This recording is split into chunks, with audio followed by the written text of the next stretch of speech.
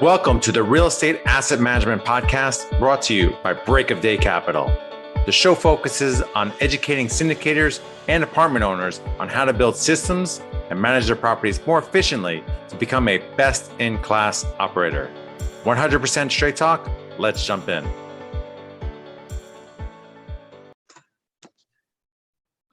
Hey everyone, welcome to another episode of the Real Estate Asset Management Podcast. I'm your host, Garylipsky. Be sure to join our Facebook group, Asset Management Mastery, where we have a great community of thousands of like-minded individuals sharing resources and best practices.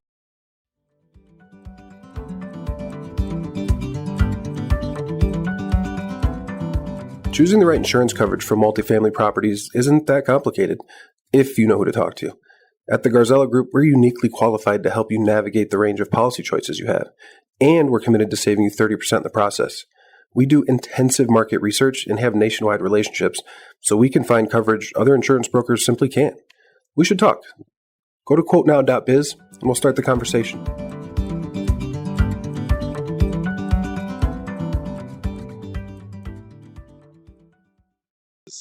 Today on the podcast, we have Patrick Grimes. Patrick is the CEO and founder of Invest on MainStreet with $146 million assets under management and over 1,900 units across the southeastern United States. Welcome, Patrick. Can you start by telling the listeners a little bit more about yourself and what you do? Hey, Gary. I'm excited. I think a number of years ago, right before I moved to Hawaii, we met at an event, and it's excited to come full circle, and I appreciate the invitation to be on. Invest on MainStreet buys B and C class workforce housing apartment buildings in mostly the southeastern United States and Texas. We do have a portfolio in the Midwest as well. And a lot of great stories there, but it looks like we're closing on about 3,000 units by the end of May at this point. That's awesome. Congrats. So today we're going to talk about due diligence. Who's involved in that process for you? And what does that look like? Yeah, so I think when I started my career, it was a lot of finding deals and underwriting deals and meeting brokers and talking to brokers. And then later on, you get some under contract and, holy crap, we've got to now figure out if this is a good deal and challenge the price, go to the negotiating table. And unlike in residential, where there's all these disclosure laws where you're safe, right? You can sue them years and years later if something was undisclosed. Not the case in commercial. It's entirely on the sponsor to make sure that they're doing the proper due diligence and ensuring that you've got a good deal. And a lot of the times it's something you kind of keep close to the chest when you're a sponsor, because you're underwriting 200 to 300 deals, and maybe one or a dozen maybe get to the point where you travel there, but you don't want to tell anybody of your investors. So it's a little bit of a lonely endeavor because you don't want to get people excited too early. So oftentimes that starts with a flight right out, and I was red-eyeing from the island to Dallas and Houston and Jacksonville, Charlotte, and North Carolina, Georgia. Waking up, and I'd call some close investor friends of mine and work with my partner sponsors, and we would show up with either sometimes a skeleton crew of 4 or 5, sometimes as many as 12 or 14, and then we'll go into every single unit. And there's a number of apps that we use, and we got a challenge, right? What are our assumptions for the CapEx costs, right? We've got to make sure we've documented all. We have apps that will document the renovation of each type and style of unit, and we've got to look at the seller's disclosures. And we've been in situations before where we just showed up for an asset that an operator had held. It's one of my favorite stories, because an operator had held this particular building through COVID, tried to self-manage, was a little bit greedy, didn't know what he was doing. And completely neglected the tenants. And through the process, he had a 19% bad debt. That means 19% of the rents are not being paid, right? Are due but not being paid. And so that resulted in him getting distressed. And somebody like us that has some strength to come in and maybe save the day and be a win-win. Well, when we showed up to the property, we found about 15 of the 320, 15 undisclosed down units. And those are ones that we didn't initially get access to. Magically, the keys didn't work. We had to come back and we had to kind of force our way entry. We had to change the locks and put notices on the doors and go through the necessary processes. But when we got in there, there was some pretty interesting things. There was very bad leaks, black mold. There was a homeless guy basically in one of them, one living underneath the stairwell in the back of one of them, one kind of homesteading that we didn't have any lease documentations for. And there was some fire damage. One of the aspects of that came out was by going through some various units and seeing some issues, we started to uncover that not only the pests, mold, leaks, roof issues, but also foundational problems. And you can see the floors begin to crack, the walls, begin to go. And so not only was there almost 15 down units that were undisclosed to us at the time, but there was 2 buildings that had major foundational issues. And which in Texas, that's pretty typical, right? And a lot of other states, they get really scared, like, Gary and I in California, ooh, foundation issues. Out there, it's just par for the course, right? Everything's built on clay, and that's just how it is. But we would had to have gone into every single unit, document and take pictures of every single unit to find all that stuff. And as you dig further, you start doing the audit on the maintenance side, audit on the leasing side. You start seeing people that were kind of rammed in there without any deposits, without credit reference, and background checks on income checks on any of those, on many of the units. And so you start seeing that, you've got a pretty big turnover. One of the things we realized when we went through the maintenance system was that there was a ton of unanswered maintenance requests. And we heard stories that the intention was that, and you can jump in here, Gary, if you have any questions, but I could ramble on crazy stories for a while. Yeah. Let me unpack a couple of things. So this operator, unbelievable, totally burying his head in the sand. First off, how did you, was this property marketed, or you found it through a bank? Like, how'd you find this distressed asset? Nearly all of the properties that we've been able to get at a discount going in are because they were pocket listings from a broker usually, or we've heard about them through lenders because they were in forbearance and foreclosing, and they wanted to give it to a sponsor that knew they had a trust with, would give them the new debt, right, and not end up with the mess themselves. And this was no exception. We found it from a broker we had previously worked with. Said, hey, you got to go talk to this guy. And did the broker? It doesn't sound like he kind of like told you everything that was going on, or maybe he didn't even know, but wow, you uncovered quite a lot there. No, so I think we didn't even go to a purchase. In this particular case, it was a little unique because we didn't even go to a purchase and sale agreement until we had done the due diligence. We had been warned that things were pretty bad and we could get a huge discount in an emerging market in Houston, where all the nearby comparables had just traded at 20-30% premiums on where we were looking at our price per door. So we went in there expecting to see it, and that's why we were kind of very secretive on that particular case, and we dove in there, and it was no mystery. I mean, when we got there, we printed out the unanswered maintenance requests, and there was a stack almost a ream high, right? And one of the things that we put, and that's really, I mean, it seems funny, but it's actually really unfortunate.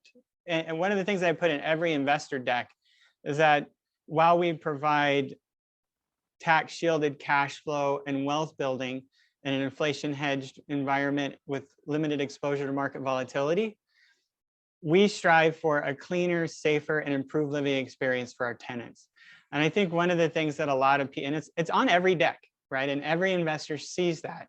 And we invest not only in the interiors, but the exteriors, and to bring up that property so it's a better community.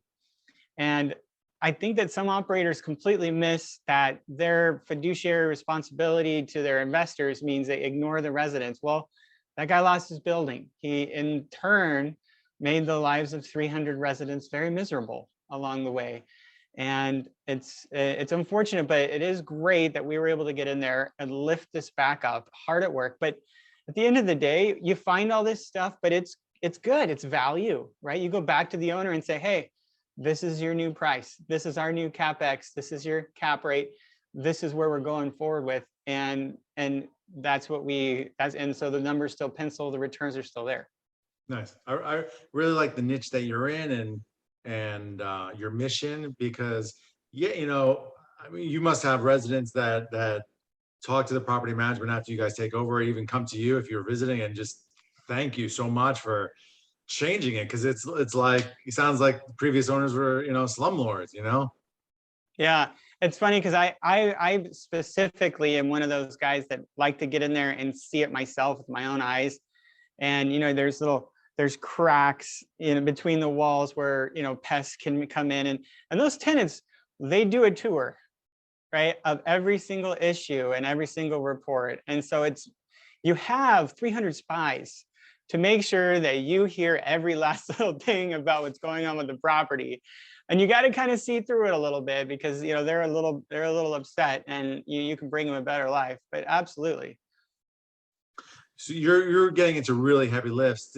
Did you have a tough learning lesson? Because it's not for the faint of heart to do this. You can solve problems, and that's great, because you could find value where a lot of people are just taking over picked over properties with not much value.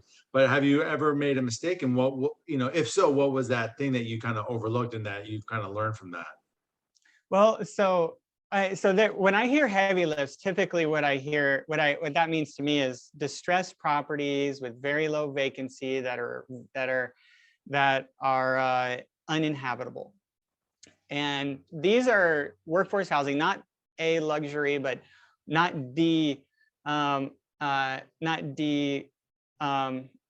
projects kind of properties, right? That are complete, but B and C class. So we always do Fannie and Freddie debt. So these are stabilized. They are people living in them. They are inhabitable. But we do have the typical issues that will run when somebody just lets it go. And so I would say it's kind of medium lift, kind of in my mind, because we're not tearing it down, but we do have to put some of the infrastructure back in to make it a better quality of life. Well, probably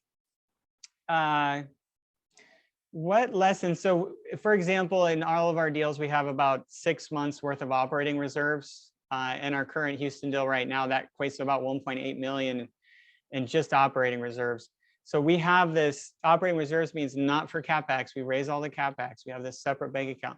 We haven't run into a situation yet where there was an unforeseen expense that has needed us to kind of dip into our operating reserves. So I can't pinpoint. Maybe I could probably say the hardest one, or probably one of the ones that was most interesting, was a similar case in which a broker had said, hey, or it was a lender had said, hey, there's this operator out of Dallas that is, he's going into bankruptcy, and we would like some help. And can you go check it out? Here's the broker, blah, blah, blah. And so we go in there, and as it turns out, he had owned about 4 or 5 properties, and he didn't know what he was doing, kind of a rich dad kind of thing. And he needed to exit all of them. He went into forbearance during COVID, and the clock was ticking, right? I went out there, did the due diligence. I did find issues with a number of units, but the comparables were solid. The CapEx budgets were there. And so we went for it, right? We got a great price, good discount, lots of upside, but there's value to add. In that one, we did find a down unit where there was a fire that happened. And so it was 6 units that had come down that we didn't know about, but we discovered that. But we had started the process to get it out to our investors, put together a securities offering. I had about 400 people registered for a webinar. The weekend before, an arson had set a fire to another building. And now we're starting to think there might be an arsonist on the property. And probably the learning experience there was when, an operator has neglected the tenants for so long, right? It ended up 21 units coming down with that, which was very unfortunate for the residents. We looked at it and we've got our quotes back, and it looked like the rebuild cost would actually be a net less expense with the insurance premium if they assigned it to us than us rebuilding and renovating. So it looked like a win for the tenants and for the investors in the deal. At the end of the day, what ended up happening was this owner kind of decided, oh, really? You guys still, this is a better win. You can get insurance money from this, right? And rebuild. And so he went ahead and took the insurance money and took off. And so that deal fell apart, right? And that was probably the biggest due diligence. So we had to walk away, but that was probably the biggest due diligence. I don't say lesson learned or just struggle that I think we've had, because that one was just a roller coaster up and down. Yeah, you put in all that time and effort, and this guy just kept digging his hole. So it's too bad. But yeah, it's impressive. The work that you guys are doing. I asked this question of all of our guests: what is your asset management superpower? Well, I would say my asset management superpower. My first deal was in development. Then for residential, for a while I did single family, buy, renovate, and hold. And so now I'm into multifamily. And I'd say if on the asset management side, I tend to be very front loaded, and I come from also an engineering background. So doing the projections, pro formas, the analytics, the planning, making sure the numbers are solid, very conservative underwriting, and then being that detail-oriented individual where you're painfully going. Took us 6 days to do the unit walks of our last 772 unit portfolio. Just being that hard-nosed, get it done, go all the way through it to the very end. That takes some tenacity and it takes some persistence. And I'd say if that's probably where I would say is where I've been said, hey, look, you're still knocking on the doors, you're still getting your way in there, you're still coming back. That's where your money is made right there. Yeah, absolutely. Nice. Well, thank you, Patrick, for coming on the show and talking about due diligence. Really interesting story. Our listeners are definitely going to get a lot out of that. Please tell the listeners where they can find out more about you.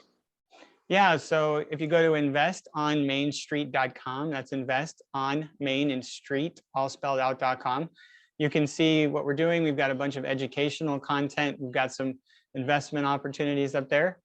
I also have a Amazon #1 bestseller book that I contributed a chapter in, along with some other guys, Russell Gray from the Real Estate Guide, Def Leppard lead guitarist, some NFL players. We give a signed copy of this way to our investor or as a free welcome gift for setting up a call with us. So if you go to our website, set up a call, I'd be happy to talk to you about your goals and see if we're a good fit or point you in the right direction. And it's persistence, pivots, and game changers, turning challenges into opportunities.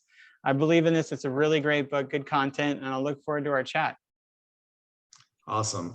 Well, thanks so much, Patrick. Again, I love you that 6-month working capital, how you dive into these distressed properties, and before you're flying from Oahu to Florida. I mean, that's people think this, it's all glory and get rich quick. Yeah, not at all. Right. Yeah, that's a lot of work. Well, thank you guys. This is Garylipsky signing off. I'll be back next week with another informative episode of the Real Estate Asset Management Podcast. To all of our listeners, thanks for joining us. And if you like this episode, please head over to iTunes or Stitcher and like, subscribe, and review this podcast, as it will help us grow our audience and reach more people. And if you'd like to learn more about what we do at Break of Day Capital, head over to our website, breakofdaycapital.com, and sign up for our newsletter and or fill out our investor application. We'll talk to you next week.